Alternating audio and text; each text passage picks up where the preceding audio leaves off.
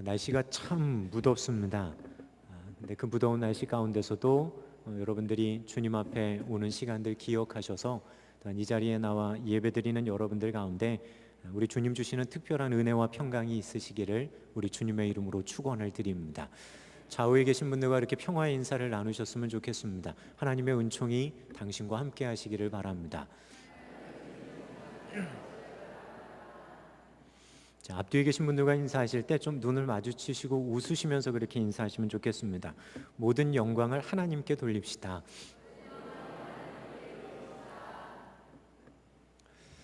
저희 신광교회가 이곳에 교회를 건축한 다음에 하나님 앞에 했던 우리 공동체의 고백이 있습니다. 그 고백은 뭐였냐면 하나님께서 하셨습니다라고 하는 고백이었습니다. 하나님이 하셨음을 인정하고 사람인 우리가 한 것이 아무것도 없습니다라고 고백하면서 되어진 일들 가운데 모든 영광을 하나님께서 받아주시기를 바라는 우리 공동체의 마음이 표현되어진 고백입니다. 이 고백 속에는 전제가 그겁니다. 우리가 한 건 아무것도 없습니다. 하나님이 다 이끌어 주시고 우리의 마음을 인도해 주시고 모든 것들을 예비하셔서 우리가 이렇게 할 수 있었습니다라고 하는 고백이 거기에는 표현되어져 있습니다. 내가 이거 했고요, 내가 이것 했고요, 내가 이만큼 했고요 라고 하는 마음이 들어간 것이 아니라 하나님이 다 그렇게 하게 하셔서 우리가 협력해서 선을 이루었습니다 라고 하는 고백을 우리는 그 짧은 문구 가운데 그렇게 고백하면서 표현을 했습니다. 시간이 지나도 우리들 가운데 잊혀지지 말아야 될 고백이 거기에 있는지 모릅니다. 성전을 바라보면서 그리고 성전 안에서 되어지는 일들 또한 때로는 부흥해가는 모습들을 보면서 우리들 스스로가 기억해야 될 건 내가 하고 있는데 내가 무엇을 하고 있습니다가 아니라 하나님께서 하셨습니다라고 하는 그 고백이 우리 신광교회 공동체에 계속되어지기를 간절히 바라고 소망합니다. 왜냐하면 그 고백이 있기 위해선 그냥 되어지는 것이 아니라 우리가 신앙생활을 하면서 넘어서야 될 굉장히 큰 유혹을 하나 넘어서는 거기 때문입니다. 그 유혹은 다른 것이 아니라 자기 자랑입니다. 자기 자랑을 넘어서고 자기를 내세우려고 하는 것을 내려놔야 할 수 있는 고백이기 때문입니다. 좋은 말로 자기 자랑이지만 하나님 앞에서 자기 자랑한다라고 했을 때 글쎄요, 좀 세상적인 이야기로 한다면 하나님 보시기에는 그냥 우리들 잘 보시면서 그래 자기 자랑하는구나가 아니라 아마 이렇게 얘기하실지 모릅니다. 이해하고 들으십시오. 자랑질하는 건지 모릅니다. 사람 앞에서가 아니라 하나님 앞에서 그러고 있다면 하늘에 계신 하나님 보시기에는 아무것도 아닌 것 가지고 그저 하나님 앞에 자랑질하는 모습 그거밖에 안 된다는 겁니다. 근데 더 우리가 주의해야 될 건 자기 자랑을 그렇게 하다 보면 반드시 빠지게 되는 함정이 있습니다. 우리가 흔히들 교만하지 맙시다, 겸손합시다라고 하는 말 가운데는 그런 의미가 내포되어져 있습니다. 왜냐하면 교만해서 자기 자랑하다 보면 자기를 내세우는 것에서 끝나는 것이 아니라 필연코 어떻게 가냐 하면 하나님께 돌려야 될 영광을 준 가운데서 누가 가로채기를 시작하냐 하면 본인이 그 영광을 가로채기를 시작합니다. 당연히 되어진 일들 속에서 하나님이 하셨습니다라고 하는 고백들, 어쩌면 연약한 우리가 한 것 별로 없이 하나님의 이끄심이 있었습니다라고 하는 고백들 속에 하나님께 돌려야 될 그 영광을 자신이 취해서 그것 가운데 즐거워하려고 하는 마음이 필연코 우리를 따라오기 때문입니다. 그리고 그렇게 더 나가다 보면 어떤 일들이 벌어지냐 하면 우리는 하나님의 시선이 아니라 나를 당장 피부에 느낄 정도로 인정해주고 지지해주는 사람들의 시선에 더 민감하게 반응해 돌아갈 수밖에 없습니다. 끝내는 자기 자랑이라고 하는 건 단순히 거기서 끝나버리는 것이 아니라 하나님과 우리와의 관계에 있어서 하나님 그분 안에 있는 피조물로서 그분께 영광을 돌려야 할 그 자리를 우리가 망각하고 잊어버린다는 겁니다. 천국에 올라가서도 요한계시록에서 천상의 모습을 그리며 우리에게 이야기해 주는데 거기서도 변함없는 피조물들의 모습이 있습니다. 그건 뭐냐면 하나님께 영광 돌리고 찬양하며 하나님께 예배하는 모습입니다.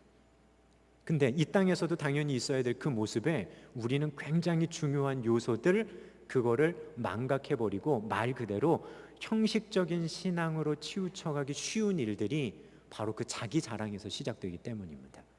그래서인지는 모르지만 하나님께서 이스라엘 백성들의 지도자를 세우실 때 그렇게 눈여겨보시는 것, 그들에게 요구하시는 것이 뭐였냐면 하나님 앞에서의 겸손이었습니다.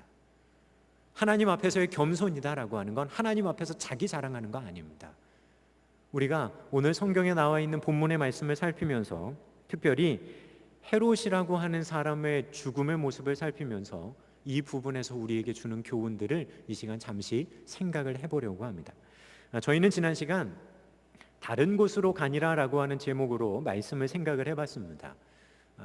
베드로가 천사의 도움으로 감옥을 벗어난 다음에 그는 벗어나자마자 다른 곳으로 도망갔던 것이 아니라 함께 모여서 예배하고 기도하고 있는 성도들을 찾아갑니다.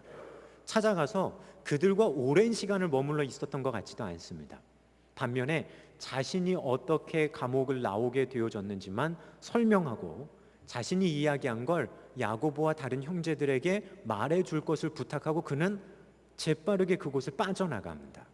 아마 그날 밤이 지나기 전에 이미 베드로는 어쩌면 예루살렘 바깥으로 나가 성경이 이야기한 대로 다른 어떤 곳으로 갔는지 모릅니다.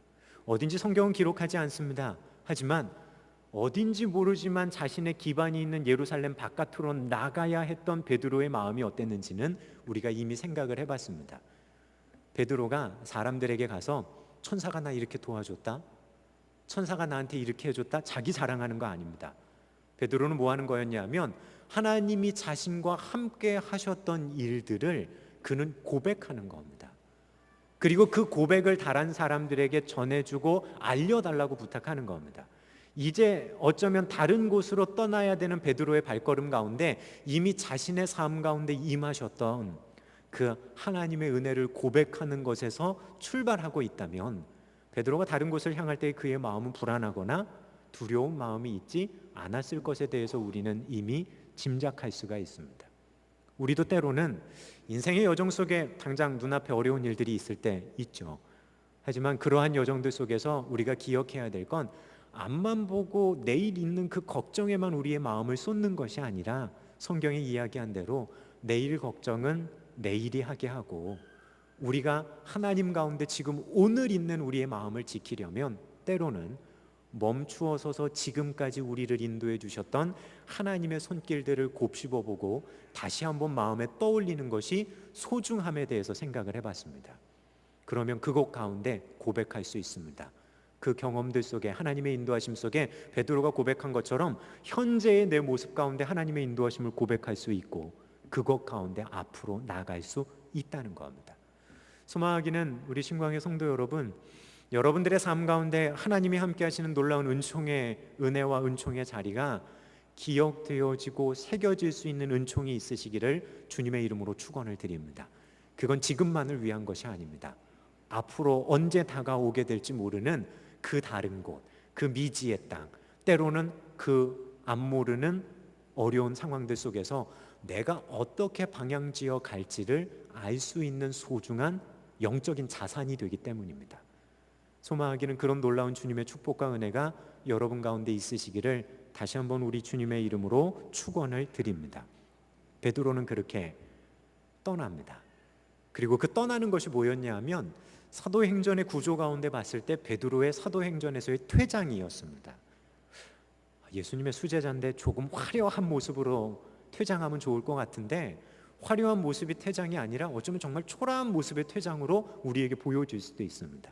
하지만 베드로의 마지막 모습, 십자가에 온전히 못 박히는 것 자체를 감당할 수가 없어서 그냥 거꾸로 못 박히게 해주십시오라고 하는 그 모습 속에서 어쩌면 자기 이름이 중요한 것이 아니라 주님만 남으시면 된다라고 하는 베드로의 분명한 기준을 볼 수 있었고 그 기준을 우리가 알고 있다면 오늘 베드로가 퇴장하는 이 모습은 가장 베드로다운 퇴장의 모습이 아닌가라고 하는 이야기들을 하며 하나님 앞에 주님 한 분으로 충분합니다라고 하는 그 고백들, 주님만 남으시면 됩니다라고 하는 그 고백을 다시 한번 확인하는 시간을 가졌습니다. 자, 베드로의 그 이야기 다음에 오늘 여러분이 읽으신 헤롯에 대한 이야기가 성경에 등장합니다. 어쩌면 베드로의 모습과는 정반대되어지는 모습을 우리는 헤롯을 통해 확인해 볼 수가 있습니다. 성경의 말씀을 준비하면서 그런 의구심이 들었습니다. 왜냐하면 헤롯은 예수 믿는 사람입니까? 안 믿는 사람입니까? 헤롯은 예수님 안 믿었던 사람입니다. 헤롯은 교회를 보호해 주던 사람입니까? 교회를 박해하던 사람입니까? 교회를 박해하던 사람입니다. 그런데 그 헤롯의 죽음에 대해서 성경은 대단히 구체적으로 우리에게 설명을 해줍니다. 반면 예수님의 제자였던 야고보는요, 그냥 그 헤롯에 의해서 죽었다라고 하는 한마디로 그의 죽음이 끝났는데, 예수를 믿지도 않고 오히려 교회를 박해하던 그 헤롯에 대해서 오늘 성경은 굉장히 자세하게 그의 죽음을 우리에게 알려주고 있다는 겁니다. 가만히 보면 이건 이해가 안 가죠. 도대체 이 사람의 죽음을 뭐하러 이야기하는 건가? 하지만 성경을 기록한 누가는 성령의 인도하심 속에 헤롯의 죽음이 우리에게 주는 의미들이 굉장히 크다라고 하는 걸 깨닫고 우리에게 비교적 자세하게 이야기하고 있는지 모릅니다. 그것도 베드로의 모습이 끝나는 그 부분과 정말 대조적인 자리에서 헤롯에 대한 이야기를 우리에게 구체적으로 하고 있다는 겁니다. 헤롯, 베드로를 죽이려고 합니다. 하지만 자기 맘대로 되지 않습니다. 오히려요, 자기의 의도대로 되어졌다면 예루살렘에서 몰려드는 수많은 유대인들에게 인기를 얻었을 텐데, 근데 자신의 의도대로 되어지지 않으니까 간수들을 신문하고 내부에서의 도움이 없으면 빠져나갈 수 없다라고 하는 생각에서였는지 그들을 신문하고 그들을 죽이라고 이야기합니다. 그리고 베드로를 지켰던 그 사람들을 죽인 다음에 그냥 가이사랴로 내려가 버립니다. 유대 명절입니다. 수많은 유대인들이 예루살렘에 막 몰려들고 있는 그 시기에 그 상황을 통제하기 위해서 때로는 로마의 총독마저도 예루살렘에 올라와 있을 그때인데, 이건 분봉 왕이라고 하는 사람이 그곳을 등지고 그냥 가이사랴로 내려가 버리는 겁니다. 기본적인 상황하고도 잘 이해가 되지 않는 부분입니다. 무엇인가 굉장히 기대를 했다가 실망한 다음에 그냥 무작정 그곳을 떠나버리는 사람의 모습으로 우리 가운데 보여지고 있습니다. 근데 그 헤롯이 어디를 향해 가냐면 가이사랴로 내려가 버립니다. 원래 헤롯이 거주하고 있을 만한 곳은 가이사랴에도 헤롯 궁이라고 불려지는 곳이 있지만, 가이사랴에 있었던 헤롯 궁은 로마 총독의 관저의 역할을 했습니다. 그렇다고 한다면 헤롯의 또 다른 궁궐들이 예루살렘 근처에 있었습니다. 헤로디움이라고 불려지는 산을 깎아 만든 인공적인 요새도 있었고, 우리가 알고 있는 마사다라고 하는 곳에도 헤롯의 왕실이 계절에 따라 가가지고 머물렀던 왕궁이 있었습니다.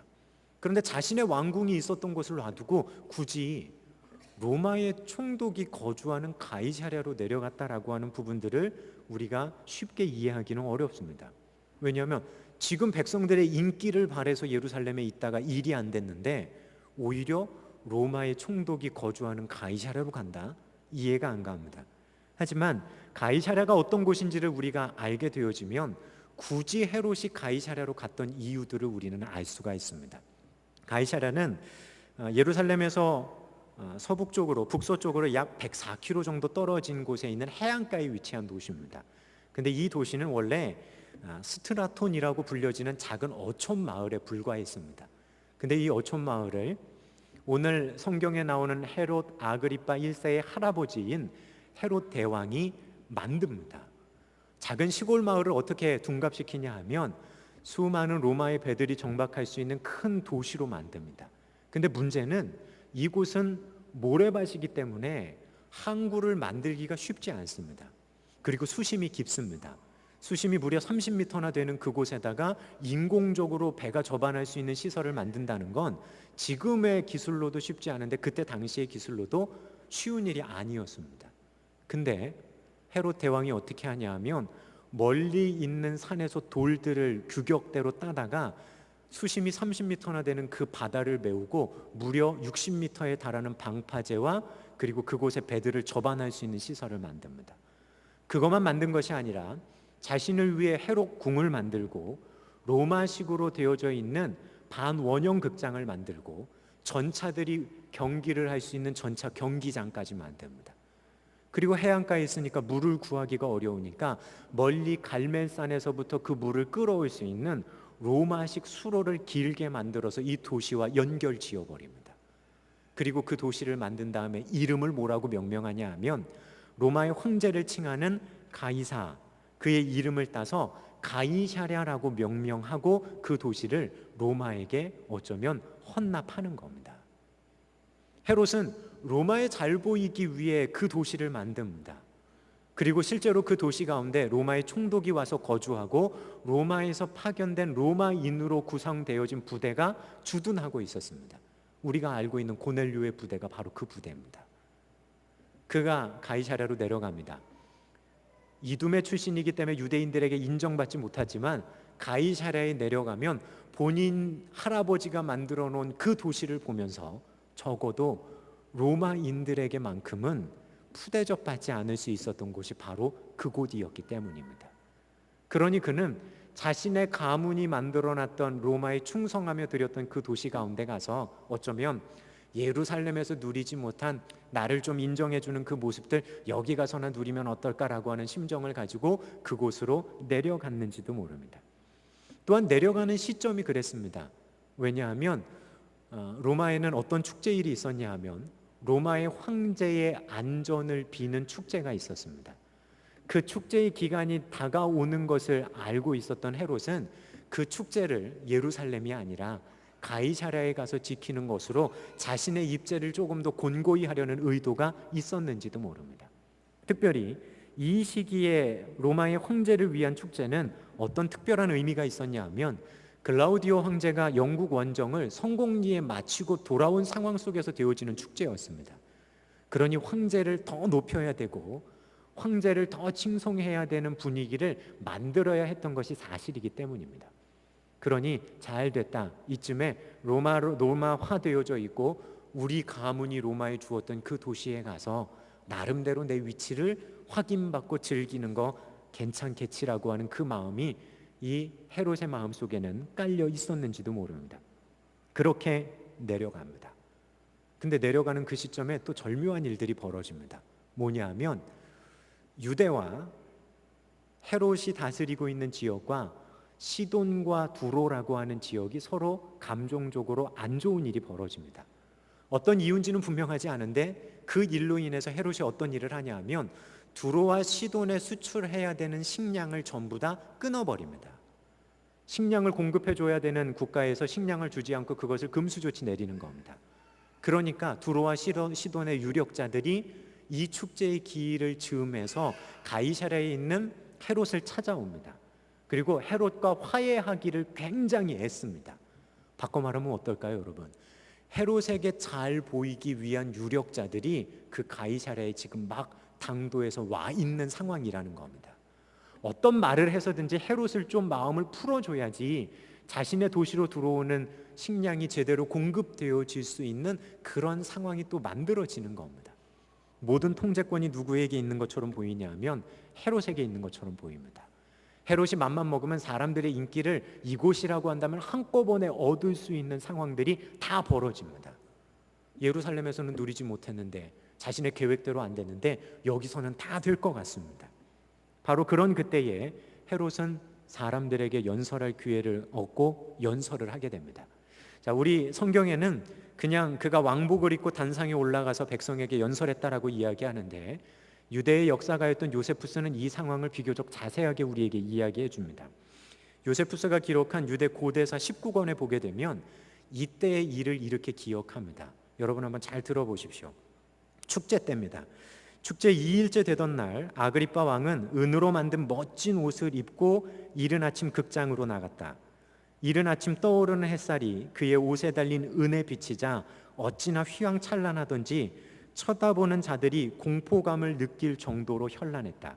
이에 이곳 저곳에서 아그리빠가 바로 신이다라고 하는 아첨의 소리가 나오기 시작했다. 군중들은 이같이 함성을 질렀다. 신이여, 우리에게 자비를 베푸소서. 우리가 지금까지는 왕을 한 인간으로 존경해 왔으나 이제부터는 왕을 인간과는 다른 존재로 인정하겠나이다. 그러나 아그리빠 왕은 이런 불경스러운 아첨을 듣고서도 군중들을 꾸짖지 않고 그냥 내버려 두었다. 역사가 요세푸스가 기록하는 내용입니다. 그도 뭐라고 생각했냐 하면 헤롯을 띄우는 그 말 자체가 아첨이라고 그도 기록합니다. 그리고 그 아첨 섞인 불경스러운 아첨을 헤롯이 꾸짖지 않고 자기 나름대로 즐겼다라고 아예 기록하는 겁니다. 오늘 성경에 기록되어진 헤롯의 모습과 대동소이한 모습을 우리는 볼 수가 있습니다. 그렇게 자기가 높임받고 싶어서 그렇게 되어지는 헤롯, 심지어 사람들에게 신입니다라고까지 이야기 되어지는 그 순간 헤롯에게 어떤 일이 벌어지냐 하면 오늘 성경은 그렇게 이야기합니다. 영광을 하나님께 돌리지 않아서 그가 벌레에 먹혀 죽었다라고 이야기합니다. 영광을 하나님께 돌리지 않아서, 하나님께 돌려야 될 그 영광을 돌리지 않아서 벌레에 먹혀 죽었다. 그 죽음에 대해서도 역사가 요세푸스는 이렇게 얘기합니다. 그때 갑자기 배에 무서운 통증이 생기기 시작했다. 고통이 더욱 격해졌다. 이에 아그리빠 왕은 왕궁으로 옮겨졌다. 아그리빠 왕은 복부의 통증으로 5일간 기진할 정도로 고통스러워하다가 결국은 세상을 떠나고 말았다. 그것이 역사의 기록입니다. 그 역사의 기록을 성경도 비교적 자세히 이야기해 줍니다. 우리말에 벌레로 번역되어져 있는 스콜렉스라고 하는 이 말은 성경 가운데 여기만 사용되어진 단어입니다. 그냥 요즘 시대의 말로 번역하면 뭐라고 번역할 수 있냐면 세균 정도로 번역할 수 있는 말일 겁니다. 그냥 바꿔 말하면 그럴 수 있겠죠. 급성 세균성 감염에 이 사람이 걸려서 그 자리에서 며칠 견디지 못하고 헤롯이 죽은 겁니다. 언제요? 본인이 높임받기 원하고 영광받기 원해서 사람들이 신입니다라고 이야기했을 때 그는 지극히 인간적인 모습으로 단 며칠 만에 자신의 생을 마무리하게 됐다는 겁니다.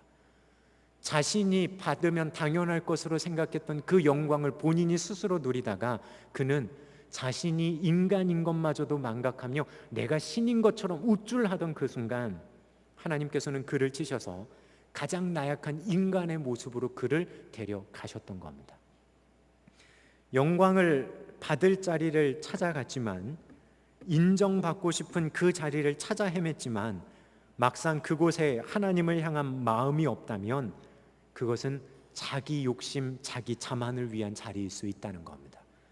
끝내는 그것으로 인해 하나님께 영광 돌리지 않게 되어지는 인생은 끝내는 그렇게 허무하게 가장 인간적인 모습으로 끝나버린다라고 하는 걸 우리는 기억해야 합니다. 왜 성경은 이 헤롯의 죽음에 대해 이렇게 자세하게 이야기하고 있을까요? 다른 것이 아닙니다. 헤롯의 그 모습이 우리가 정말 빠지기 쉬운 우리들의 모습이기 때문입니다. 내가 누군가에게 좀 이렇게 잘해주고 있고, 내가 조금 누군가에게 영향력을 미치는 것 같고, 내가 신앙적으로 무엇인가 누군가에게 뭘 하고 하나님 앞에 뭘 하는 것 같다라고 하는 스스로의 마음이 들 때 우리가 기억해야 될 건 하나님이 우리를 인정해 주시는 것, 그거 하나만으로 만족해야 하는데 우리들의 마음은 늘상 어디를 향하냐 하면 사람들이 나를 좀 인정해 줬으면, 끝내는 그 인정에 목말라 하다가 인정해 주지 않으면 자신을 인정해 줄 다른 자리를 찾아 떠나버리는 모습이 오늘 우리의 모습이 아닌가라고 하는 겁니다.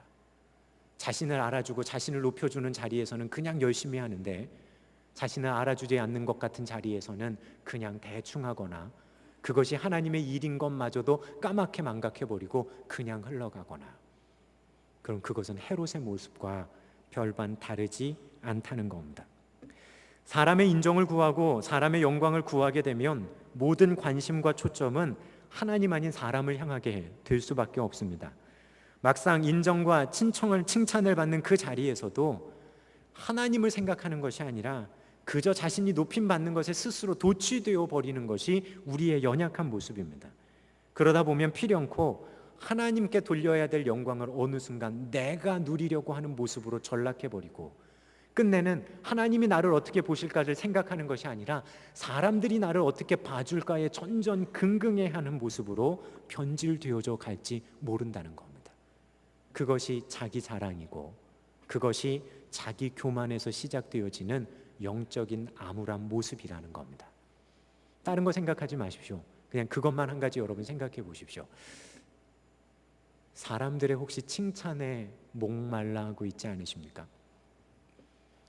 사람들의 인정에 목말라 하고 있지 않으십니까? 좀 인정받기 원하고 칭찬받기 원하고, 근데 하나님의 칭찬받기 원하십니까? 사람의 칭찬받기 원하십니까? 하나님의 칭찬받는 것이 더 사실적으로 분명하게 마음에 느껴지십니까? 아니면 사람의 인정받는 것이 더 사실적으로 느껴져서 그거 따라다니시지 않으십니까? 그거 알면 오늘 분명하게 우리가 어디에 서 있는지는 드러나는 겁니다. 김기성 목사님이 그런 이야기를 하신 적이 있습니다. 누군가의 인정에 목말라 하는 사람이 있습니다. 자기 삶의 확신이 부족한 사람일수록 누군가의 인정을 구합니다. 인정을 구하는 순간 인정받으려는 그 대상에게 예속되고 맙니다. 정신적 자유는 사라지는 겁니다. 우리도 사람의 영광 혹은 인정을 구하고 있는 것 아닙니까? 든든히 선 사람은 누가 인정해 주든 말든 묵묵히 자기의 길을 갑니다. 알아주지 않는다고 안달하지도 않고 알아준다고 희희낙낙하지도 않습니다. 근데 사람의 인정을 따라가다 보면 내가 저 사람의 인정을 받고 싶어, 그런 마음이 드는 순간 우리의 삶은 그 사람에게 예속돼 버리는 겁니다. 왜요? 모든 초점이 그에게 어떻게 하면 인정받을까에 다 목매어 가기 때문입니다. 하지만 우리가 하나님 그분의 인정을 사모하며 그분의 사랑을 구하고 간다고 한다면 우리의 관심은 모두 다 그분께로 향하고 하나님 그분께 예속되고 속한 삶을 살아갈 수 있다는 겁니다. 세상은 그렇게 얘기합니다. 자기 PR해야 한다고. 세상은 이야기합니다. 자기 자랑해야 한다고. 하지만 교회 안에서 하나님 앞에서의 성도의 모습은 분명합니다. 세상이 이야기하는 PR은 우리에게 있을 수 없습니다. 세상이 이야기하는 자기 자랑은 우리에게 있을 수 없습니다. 우리가 하나님 앞에 할 수 있는 고백은 하나님이 하셨습니다. 그것만이 우리가 드릴 수 있는 신앙의 고백입니다. 그래야 우리 마음 지킵니다. 그래야 엉뚱한 방향으로 가지 않습니다. 소망하기는 그 마음을 지킬 수 있는 우리 귀한 신광의 성도님들 되시기를 간절히 바랍니다. 나를 인정해 주지 않으니까 사람의 인정 구하기 이전에 하나님이 나를 어떻게 보실까를 생각해야 하는 것이 거기 있습니다. 나를 알아주는 사람 한 사람도 없어도 하나님 한 분만 나를 기억하시고 알아주신다면 내가 그것으로 족합니다. 저희가 오늘 시편의 교독을 하면서 낭독했던 것처럼 하나님 내 생각을 아시고 내가 앉는 것, 내가 눕는 것 아시고 내가 심지어 바다 그 끝에 거주할지라도 하나님 나를 아십니다라고 하는 그 고백, 그 마음, 우리가 그런 분명한 마음이 있다면 신앙의 진실함 지키며 살아갈 수 있습니다. 한번 생각해 보세요. 자기 자랑이 어디서 출발할까요? 자기 자랑은 자기 사랑에서 출발합니다. 자기 자랑은 자기 사랑에서 출발합니다. 세상은 그렇게 얘기하죠. 본인이 자기 사랑하지 않으면 누가 사랑해 주냐고. 일정 부분 맞을 수 있을지 모릅니다. 하지만 믿음의 성도들에게 있어서 분명하게 기억해야 되는 건 내가 나를 사랑하기 이전에 나를 사랑하셨던 하나님의 사랑이 있으심을 아는 것, 그거 깨닫는 것, 그게 은혜입니다. 그러면 내가 나를 사랑하는 것 이전에 더 큰 하나님의 그 사랑이 나를 향해 있다는 거 우린 깨닫게 됩니다. 그 사랑의 마음을 깨달으면 우리 사랑은 자기라고 하는 것에 머물러 있는 것이 아니라 자기 바깥을 향해 나가기 시작을 하는 겁니다. 그러니 하나님 사랑하며 이웃을 사랑하고 있음도 하나님이 나를 사랑해 주시는 그 사랑을 우리가 온전히 깨닫게 되어질 때 어쩌면 그게 가능한 일인지 모릅니다. 그래야 자기 자랑하지 않습니다. 그래야 겸비하며 겸손할 수 있습니다. 혹시 여러분들 지금 하나님 앞에 특별하게 헌신하며 뭔가 하고 있는 일들이 있으십니까? 남들에게 보여지는 일들 이전에 개인적으로 본인이 내면 가운데서도 하나님 앞에 좀 이렇게 붙들고 나가는 일들이 있으십니까? 소망하기는 내 생각, 내 속마음 다 아시는 하나님께서 여러분들의 마음을 지켜보고 계심을 늘상 기억하고 하나님의 여러분들을 쏘아보시는 그 시선이 사실적으로 느껴질 수 있는 은혜와 은총이 있으시기를 축원합니다. 뭘 주시는 은혜가 아니라 하나님의 날 향한 시선이 사실적으로 느껴진다. 여러분들의 좌우에 있는 분들 눈 좀 한번 마주치시겠습니까? 옆에 있는 사람이 나를 보는 그 시선처럼 하나님이 나를 보고 계시다는 것처럼 느껴진다면, 그런 친밀함이 있다면, 그러면 하나님 앞에서 자랑 못합니다. 겸손하고 겸비하는 겁니다. 그리고 그렇게 걸어나가는 성도들의 삶의 여정 속에 우리 주님은 놀라운 은혜의 일들을 시작하실 겁니다. 그분을 인정하고 그분의 시선을 기억하며 주님 앞에 겸비한 마음으로 겸손히 걸어나가는 우리 신광의 모든 성도님들 되시기를 주님의 이름으로 축원을 드립니다. 기도하겠습니다.